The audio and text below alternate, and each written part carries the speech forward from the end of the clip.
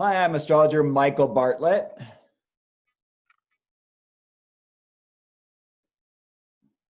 And this is Merrylin LeBlanc.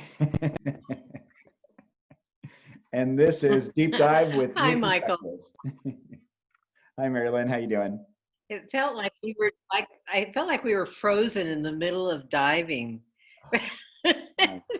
which is interesting because what's on my mind today actually is some energies that have something to do with water, with the sign of Pisces. Actually, I've been thinking a lot about spirituality and religion these days, especially with this pandemic going on.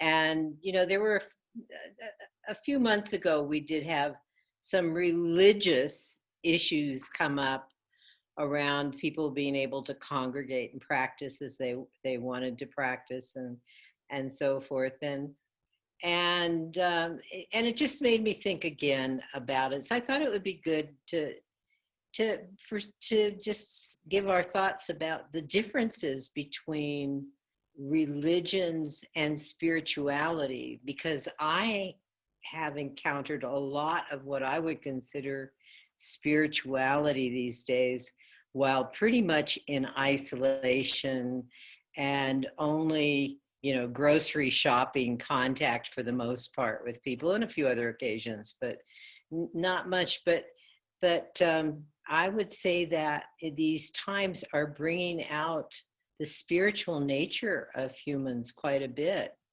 And the planets that relate to those two, I didn't turn my phone off, so. Oh, you know what? That's the friend who's coming. I'm going to have to, Okay, when we start this over. So I thought it'd be interesting for us to pursue the planets we associate with religion and spirituality. And for the most part, those two planets are Jupiter and Neptune. Now, before we knew about the planet Neptune, over a century ago, astrologers would refer to spirituality and religion with just Jupiter. But one of the things about Jupiter and the sign that it solely relates to in astrology, there's not another planet at this point in time, except some people do look at Chiron as connected with Sagittarius. But for the most part, it's Jupiter. And one of the things about Sagittarius, and I think about the energy of that sign, the first degree of Sagittarius and the last degree of Sagittarius have connotations that can relate to organized spirituality. Okay, the first degree is the veterans of from the Army having a get together, remembering the times together. So there's this kind of group energy that centered around some kind of common allegiance, whatever country or group the Army belongs to. And the last degree of Sagittarius is the Pope giving his blessing. Now, of course, this conjures up Catholicism right away, but it's this kind of benediction. So it's sort of like this sense of some kind of hierarchy within organized religion that you get from that degree. And basically the sign of Sagittarius also has a lot to do with moral codes and jurisprudence. What are the laws, what are the regulations we live by. And from that perspective, I think of Jupiter and its correlation to Sagittarius as being organized religion, as versus Pisces, the other sign that Jupiter is related to, which the first degree of Pisces is the marketplace. there's all at the marketplace. You can buy it in some countries, especially. You can buy just about anything. I had the. You've probably gone to Morocco because you've gone to Portugal quite a bit. And I know from Portugal, Spain, you can head over to Morocco, and the Casbah, or if I got that right, it's been too many years, where Bizarre. you could buy just about anything. The bazaar, yes, and so there's everybody has their booth, but in that marketplace, anybody and everybody who has anything to offer is invited. And that kind of reminds me of a spirit of openness to all humans in their endeavors. And the last degree of Pisces is a monument, the ideals of a man concretized, it's like the statue, it's not the Statue of Liberty, but something that brings together the spirit of a group that's put, in a say a statue for that example. And again, it's not about a particular dogma, a particular code of beliefs. It's about the spirit of a particular group, like the spirit of America or the spirit of the world, the spirit of humanity. And in that sense, it's more Neptunian than it is Jupiterian, in terms of my views. How about your views just in general about those two planets, Michael? But I really love what you're saying about those, because it's such an interesting thing, and it's always important to understand the ways in which the outer planets have kind of taken some of the parts away from the inner planets, if we consider the traditional planets from Saturn inwards. And so I love when you wove in as far as the importance of what Jupiter used to hold on to. Now Jupiter relinquished a lot, and so yeah, I see Neptune as almost like this, our spiritual heart, our spiritual being, this larger, the collective ocean in which it all resides. Whereas Jupiter, has this ability to aggrandize and make things big. So it can complicate things. And I think Neptune isn't really necessarily a complicator. It's a simplifier, like a lot of the outer planets are. When we consider no matter what type of rock or object we put right next to the ocean, if we give it long enough, that ocean is going to completely wear down whatever it is and make it smooth and soft. It's kind of like what happens in life to us. And, by where our Neptune is in our chart, we can kind of get an idea of how we're going to be softened, so to speak. I personally have Jupiter, Neptune in an opposition, and from Taurus to Scorpio. So for me, it's like these elements of I think of it as the sacred and the profane. The Neptune and Scorpio has led me to do things like ayahuasca journeys and these transcendental experiences where I know and I feel this awareness and connection with all that is. But then as soon as I get out of a journey space, I get hungry for a hamburger, so I go right to the profane, I go right to the physical. But there's a way that in which these two, because there's also huge idealism, right, with those two planets when they get together. It's almost anything can be conquered, anything is available. But there can also be a head in the clouds sort of a thing, because who's going to get you to see something really differently with those two involved with one another, right? The two brothers, Poseidon and Zeus, are hanging out with one another. Yeah, I'm thinking of when Neptune was in Scorpio too. That was the 60s, and so many things happened in that time that had to do with institutions across the board, and that's because of other planetary activities that went on as well. But I believe Jupiter, back in the 60s, Jupiter, I think late 60s, Jupiter squared Neptune in the skies. They're right now, they've been dancing in and out of a nice waning end of cycle sextile, which is really bringing up for us the notions of, how can we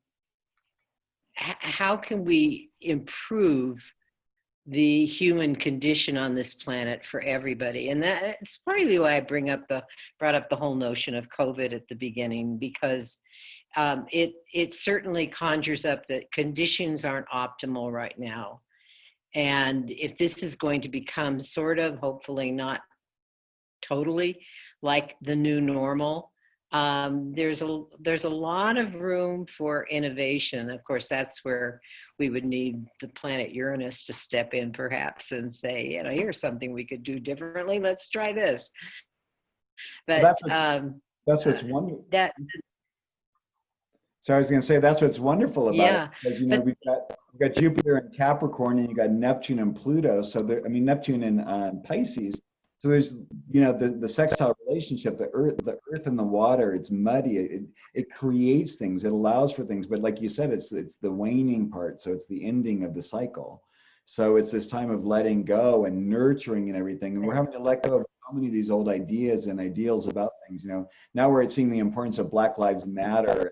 You know, the Me Too movement, and you know all the other things that are just really, like you said, seeing that we're all in this together and we have to support one another, and then things have to change. right. And you know, you said muddied the water. Well, I'm thinking of the water in this case is more oceanic, and what it will do is wear down the fixity of something that is very solid, you know, earth rock.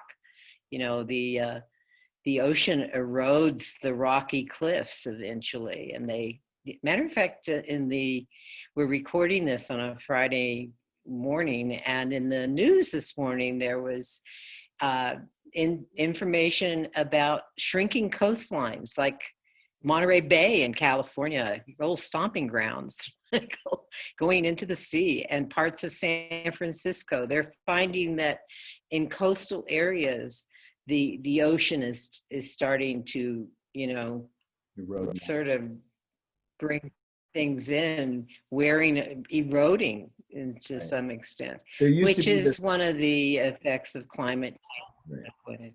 There used to be this formula, because yeah, I mean that's my old stomping ground, and so I knew friends who had like property right along the coastline, and the insurance companies have this formula that is a certain number of inches per year as an average, and therefore then they'll rely on that. I personally wouldn't want to be living along the coast at this point in the Earth's evolution. No, I mean it was very expensive property at one point.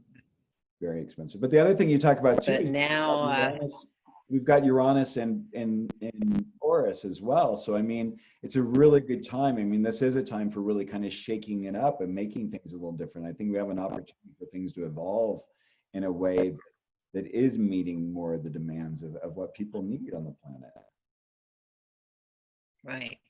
Well, going back to the 60s too for a minute, with that square going on with Jupiter and Neptune, and what we saw was, you know, like communes emerging. Not that there weren't communes in other periods of the United States history, or the history of the world for that matter, where people would form their little communities and live life the way they wanted to live them. But there were the 60s hippies, communes, et cetera, that became very, very popular, especially I'm thinking now of since we're talking about California a little bit, Northern California, you know, where way north, where a lot of marijuana is grown. And, you know, it was interesting that drugs of that sort were being introduced to the culture. And that's the realm of Neptune also. You know, it's like, let's get high, meaning let's go into an altered state of consciousness, which many religions had practices for doing. Actually, I'm thinking, you know, both of us have a Catholic background. But, you know, saying the rosary, it was one of those practices to get you in to that trance state, you know, which is a Neptunian state. So within that realm of Jupiterian religions, there is that spirituality that comes with Neptune, and it's not as well defined. But but it does show up in certain practices, whether it's the rituals or whether it's people getting high on peyote, for example, or some other hallucinogen, and that also brings up the realm of Neptune in the religious organization realm of illusions, and it's not just illusions brought on by substances, but illusions brought on by doctrines, saying that I have respect for the Catholic Church. I don't care to rejoin it, but I wish them well. But as a child, and I don't know if they were still teaching this when you were in schools, that if you weren't baptized in the church, you couldn't go to heaven. Now, really? And that was one of the things in the 60s that, in the late 60s, that that was like with Vatican II, which was, a little earlier, over within 65, but the spill outs were into the late 60s. And I was going like, okay, what kind of God would say, if God is supposed to be all loving, all embracing, sort of like Neptune, Matter of fact, one of the symbols for Pisces, the sign of Neptune, is the fish.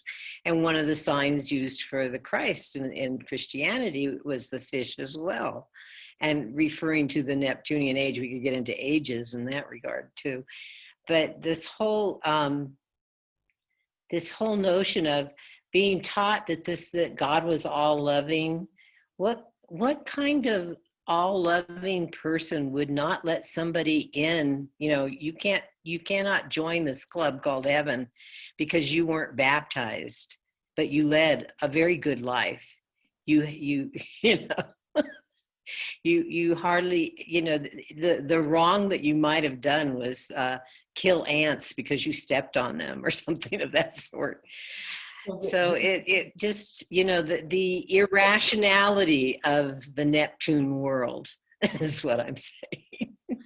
Right, but that's the interesting thing too, is, I think those two working together, when we think about it from an energetic sense, it's just like in that sense of the other ways that the outer planets and the inner planets can work together, is I think if one has done the appropriate work with Jupiter, which is learning that it isn't about self-aggrandizing. It's about bringing your awareness to the things that come up in your life, to seeing the things, learning how to work with things, regulating it, because all Jupiter is like continually inhaling. It's like a hot air balloon. It can get big, big, big, big, big. Well, the trouble with a balloon is it can pop, and Neptune doesn't pop. And the interesting thing too, when we think about it, in the ancient world, Neptune was a very angry, angry, angry, vengeful god. Our ideas around planet Neptune and the god Neptune is Poseidon, by the way, in the ancient world. But looking at it as being, the way we look at it now is much more spiritualized, much more universal. But it's also, I think, as we get older and we become more mature as a species and as individuals, we can start to understand and see that things are maybe different than we understood. Like, I don't know if you ever saw the movie Dogma. It was a great movie that talks about, it shows about the difference between belief versus faith. And one of the lines they use in is, when you're a kid, your beliefs are such that, you have something like Catholicism and it can fill a glass very easily because your mind is pretty simple at that point. And so simple things work really well. So like what you say is, there are dichotomies with any. You're pretty gullible. Sorry? I said, or you're pretty gullible. Yeah. Well, I think that kids can be gullible. Yeah, exactly. But the thing is, like, your glass can be full, but as you get older, that glass kind of remains the same, and your ideas about things change and get bigger. So I think that's where the Neptune can come in. For some people who, depending on where you are in a spiritual path, living a religious life in any of the ways that are very dogmatic and pragmatic, and you have to do this in order to do that, can really work for them. It creates a container, it creates a structure that allows them to access God in the way that works for them. And then for those of us who are no longer working in that realm, we're able to kind of step into this next kind of state and say, okay, what is that which contains Catholicism, Buddhism, Islam, Sufism, all the belief structures around the world, and that is which that contains the whole thing. I think that's more when you get into the unity of Neptune.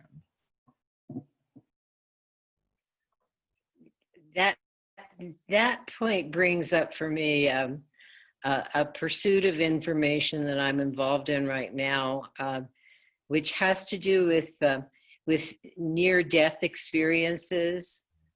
And I'm starting to read some that are different than what I used to hear. They all had a lot of great similarities, because a question that I have about afterlife is, do we experience some reality that is really beyond anything that we've ever experienced before, or is it what we believe it will be? And how I came to that was the similarities that you hear in near-death experiences, and I question that. So oh my God, I have so much to talk about that. So Neptune in the 12th house, hello, and my moon's in the 12th house. But the old, I don't know if you remember the old Seth material, they talk about, she talked about, Jane Roberts, who was channeling Seth, said, basically, whatever it is you believe is going to be your afterlife, it's going to be what your afterlife's going to be. And so, like, as an example, which was kind of very, I don't know, bright compassion for me was, Jean-Paul Sartre and Camus. Well, what are they going to experience? Because, they're French existentialists. Their idea is that in la néant, there's the nothingness, which is in a way is the absolute Neptunian sense, right? So she says, until they remember who they are, they're going to be in a very dark place for a period of, for the soul, it's a very different experience than how we experience here on this lifetime. Fast forward, I don't know if you've ever seen the movie. Experience of nothingness. Sorry? An experience of nothingness. Le Néant. Which movie? What Dreams May Come with Robin Williams is a wonderful example. I mean, it shows it like repeatedly, like how he's doing it. I mean, I think if there's any example of a movie, and of course, then there's, Defending Your Life, which is really more comedy and fun, but there are some elements that I feel that are true. But if you want to see a movie that I think is really similar to what happens, I think What Dreams May Come, I think we have such a strong, our mental body is so strong at creating what we want to see that until our soul, higher self, whatever you want to call it, is able to be aware that we've left our body, it takes a little bit of time for it to rocket. And for some of us who are working on that our whole lives, I'd like to believe that when we step over, it's going to be really nice and easy, but hey, there aren't any guarantees. Well, the point you bring up for me is that these two planets, Jupiter and Neptune, both have a lot to do with higher consciousness. And basically how I interpret that is this growing awareness and expanding awareness of what, it begins here on Earth. Just like in our time, in our lifetimes, scholars have brought up the whole notion of Gaia, the planets are living entities. We've learned how different plants have incredible information that you could consider them intelligent. It's a different kind of intelligence. And these are, we've made vast leaps. Now, not to say that people who lived before us didn't have some notions, they just may never have written them down or communicated them and passed them on, for that matter. I mean, there's lots of people on the planet right now who have all kinds of thoughts and ideas that many of us will never know about because they're not shared. But just from what we know from common history is that we are growing exponentially in terms of our understanding of our minds, of our consciousness, of what's possible. Even, you know, if you look at the mechanical, technical world and what's happening there, and, you know, who would have guessed that we would be communicating with these smartphones these days? I mean, you and I both remember the dial-up phones that were attached to the wall or, you know, on a cord, and you could only go so far as the cord would take you, et cetera. Who would have imagined, you know, 30, 40, 50 years ago that the things that we have now would be here? The same is true with what we know as human beings, of what we're capable of becoming, and what, yeah, and what lies ahead. And these two planets bring, you know, if we work with them, they can bring up more notions, ideas, and even experiences. This is where, you know, if you get into spiritual practices of meditation, of yoga, other kinds of ritualistic practices, where you can have experiences that are not what are common to many people on this planet at this point in time, I would wager anyway. I don't know that for a fact, but I guess it so. Yeah, and they've, you know, the sextile's been going on since February of this year, and we can kind of see, you know, just kind of like in a way, not only is this, there's the spiritual thing, but when you think about Jupiter and Neptune together, it's like it's big waters, it's big, you know, it makes sense of the pandemics going on, right? Even in a supportive role. I mean, it's something, things can really get blown out of proportion. Things can be, look at all the misinformation that is being presented on things so much, so that, you know, pretty soon, I was watching something last night talking about the real fear about the misinformation is not about the misinformation being presented. It's about that eventually, and we're already seeing the effects of this, that truth is not understood and seen. And if there's anything that Jupiter and Neptune can do, is they can paint a picture. I mean, this, you know, this can be, you know, one can be a Svengali with this sort of a, one can be a grand orator, one can be really like, you know, a Pied Piper. I mean, because that Neptune and Pisces is a tapping into and an understanding of the collective.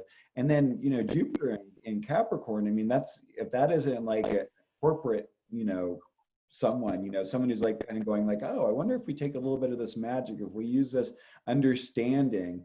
I don't know, like every once in a while I watch these different shows on TV, and there's one that talks about, I think it's called Hunters, and it's talking about when the Nazis, you know, when some of the Nazi scientists who were brought over into the States and normalized into American society because the US government wanted to take advantage of their knowledge. And then like the beginnings, and I don't know if this is a joke or whatever, but they presented the idea of corn syrup, you know, as a way of poisoning the lower classes, the people who don't, you know, and it's like, it's this creepy thing about what you understand is sometimes like, you know, Jupiter and Neptune can have this weird idealism about it that might not really be at the best of the whole collective. I think what we're seeing is that, you know, every part of it needs to be spoken to, and that's what's really nice right now. It looks like you have something to say. Oh, no. My cat just came over and wants me to pet him. Okay. It was like, he's picking up on the vibes. He says, I have some things to say. All these other creatures, yes. And how that's a wonderful aspect to this point too. I mean, there can be this really great sensitivity and a great understanding when it's used for the right purposes. It can be just really enlightening, but it can also be a way of enslaving the masses in a sense, right? If the energy is not being worked right. I mean, like if you use bits of the truth and ensnare people in lies about where it kind of appears to be the truth, but it's shrouded in something other than that. It's like being, you know, you come from that generation where they give you cod liver oil, and my generation is like, we still had cod liver oil, but they were starting to understand, like if you give the kid some chocolate, you know, they'll more likely take it down. you know, and now it's like people are given chocolate all the time and they don't understand when they, you know, that sometimes you need to have the cod liver oil. Sometimes you need to be doing these things that really take care of life. But we've, you know, our whole society's become a little bit coddled here in the US, right? Don't believe these people because they're going to make you do work. They're going to make you believe in something that's going to make you have to change your values away from this other stuff. Realize that, hey, you know what the truth is? We really are all in this together. Yeah, it's interesting that that phrase actually encapsulates Jupiter and Neptune in terms of common experience and calling for common spirit in regard to it as well. You know, everybody doing what they can to prevent it. Michael, you want to bring this to an end, or do you have another I just want to point? say one more thing. It was interesting. I think I heard on one of the shows on KSFR was we may be all in this together, but some people are in boats and some people are in the water. And that's another Jupiter and Neptune thing. And I think the truth is those people who are in the boats need to be making sure that those who are in the water are being taken care of and who are being lifted up. Otherwise, I don't think what's the point? This 1% is gonna have to come into some sort of a self-correction because everyone else in the world is not happy. We're all none of us are happy with the way this is. Well, you know, the 1% is actually as an example of Jupiter Neptune. You know, where for those billionaires, if this continues to be trillionaires, is that there's no boundaries to how they can be, you know, make money. That's very Neptunian. And then this constant expansion of that wealth. I was very happy to hear this week that some of our legislators, I think Bernie Sanders was heading one of these up, was suggesting that, you know, that they be taxed like 60% to be able to, for the government to get the money to help people where it's needed during these times. And we need to return to some balance on that level. Right? You know, so the Jupiter Neptune is not just necessarily about religion per se or spirituality per se. This is true of all of the astrological planets and symbols. Is they can go into different categories, you know, but if you get down to their essence, which with these two characters is basically that of expansion and no boundaries, you know, all, you know, everything united and connected. And so everything united, I remember hearing it might've been on Democracy Now! Quite a while ago, where Bezos, you know, doesn't just want a larger market, he wants to be the market. And so there's that unity. All markets are under that umbrella of Amazon. That's Jupiter Neptune. Yeah. And I think we used to call that a monopoly. Part of the thing when we go back. Right, and it's really exciting to hear that some of our legislators are you know, they've called in the big tech companies, Amazon and Apple and Google, and I don't remember who else, in terms of antitrust laws. For a minute there, I thought, did all those antitrust laws get vetoed out or, you know, preempted by some other laws? But evidently not, thank goodness. A lot of them it's good to hear that something. Yeah, I know. A lot of them got wiped out. And I heard another interesting show on KSFR the other day talking about, you know, going after these family foundations and these donor-directed funds, basically saying, hey, these cannot be considered donations because these individuals still have not only control over it, but in many cases, it's the third, fourth, fifth, sixth generation still controlling these funds. So, you know, that's not a charitable trust. And then the other thing is that, you know, so Bill Gates gives $1 billion, that's taking some like what, $230 million out of the infrastructure that can be supporting. That's why our roads, our schools, our police departments, our hospitals are in such bad shape. Hospitals. none of these people are paying their due to make sure that the rest of the country is being taken care of. And they're living in a country that's giving them the benefit of making that kind of wealth. Why wouldn't they want to give back? It's maddening. Sorry. It is maddening, and that is another element of these two planets. You know, we talk about the mind, different aspects of the mind, and if you want to talk about, you know, the mind going berserk, you know, with meaning it's not behaving in the way that it ordinarily behaves with most humans, commonality being a factor.